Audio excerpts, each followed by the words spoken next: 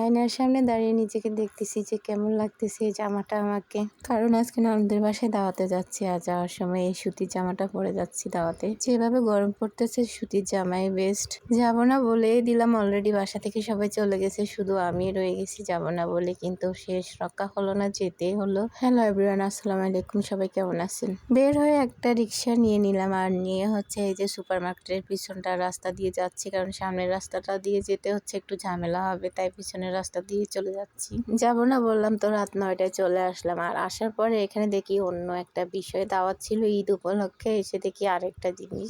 আজকে নাকি আমার মামাতো ভাইয়ের জন্মদিন, তো হচ্ছে আমার মামাতো বোন হচ্ছে ছোটখাটো ভাবে, মানে ঘরোয়া ভাবে হচ্ছে একটু ছোটখাটো অনুষ্ঠান ছোটদেরকে নিয়ে করবে। আর এটাই হলো আমার মামাতো ভাই হচ্ছে ক্যামেরার সামনে আসতেছে না, তো একটু মজা করলো। আর এই যে ছোট, এটা আমার মামাতো বোন। আজকে যে আমার মামাতো ভাইয়ের জন্মদিনের কথা বলে কিন্তু কাউকে দাওয়াত দেওয়া হয় নাই, এটা ফ্যামিলি প্রোগ্রাম, মানে আমার নানুদের বাসায় ঈদের দাওয়াত, এটাই জেনে আমরা সবাই এসেছি।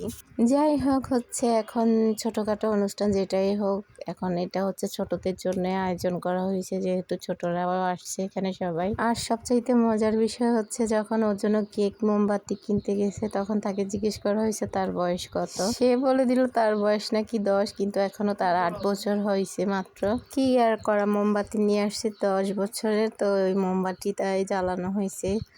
আর হচ্ছে ছোটদের আনন্দ সবাইয়ের আনন্দ, তো আমি হচ্ছে একটু ভিডিও করে নিলাম। আর ওর জন্য তেমন কোনো গিফট নেওয়া হয় নাই, কেউ নেয় নাই গিফট, কারণ কেউ জানতো না যে আজকে আমার মামাতো ভাইয়ের জন্মদিন। তো হচ্ছে সবাই এমনিতেই চলে আসছে, শুধু আমার মামাতো বোন, মানে ওর বোন, ওকে হচ্ছে একটা ফুল দিয়েছে, আর সে ফুলটাই হচ্ছে ওর গিফট আজকে। আর ফুলটা আমি হাতে নিয়ে একটুখানি হচ্ছে হাতে নিলাম। আর হচ্ছে খাওয়া দাওয়ার আয়োজনে ছিল মাছ, মুরগি, গরু, আর হচ্ছে চিমের বিচি ভর্তা, সালাদ। তো সব কিছু মিলিয়ে হচ্ছে ভালোই লাগছে। যাওয়ার ইচ্ছে ছিল না, যাওয়ার পরে ভালোই লাগছে। তো সবাই ভালো থাকবেন, আল্লাহ হাফেজ।